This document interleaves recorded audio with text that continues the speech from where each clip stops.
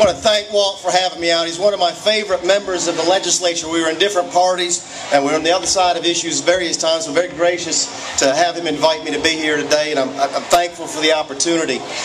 Anytime you're running against a 28-year incumbent for Congress, the first question you get asked is, why are you doing this? You know, I'm a small businessman. I enjoyed serving in the Senate. I've got 3 10-year-olds that I was raising at home. I never imagined that I would be here. But people ask me, why are you doing this?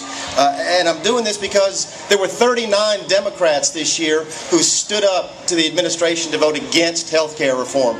And my congressman wasn't one of those. There was a self-described liberal from South Boston, a Democrat from South Boston, who said that passing health care using budget reconciliation was the wrong thing to do, yet my congressman didn't agree with that. There were several Democrats in the Congress who voted against health care, against the bailouts, against cap and trade, and my congressman wasn't one of those. And that's why I'm here today. My message for you all is very simple. Are there a couple of basic things that we can agree on? Are there a couple of ideas that we share in the 5th Congressional District that Republicans, Democrats, and Independents can agree on?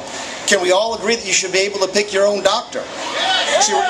Should we all agree that the federal government doesn't create jobs as well as the private sector? Yes! Do we all agree that our children shouldn't be saddled with debt that they didn't incur? Yes!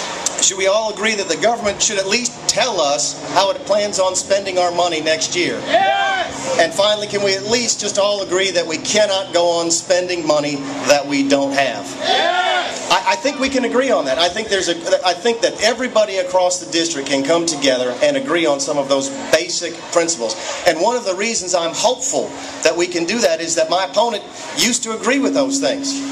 There was a time when Mr. Spratt would have been the loudest voice against the spending that was happening in Washington, D.C. There was a time when Mr. Spratt would have been the person to say, if you can't pass a budget, you can't govern.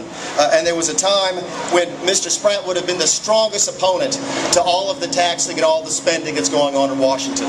And I'm running because those times, quite frankly, have changed. Mr. Spratt has voted with the Obama administration 98% of the time. Our congressman has changed.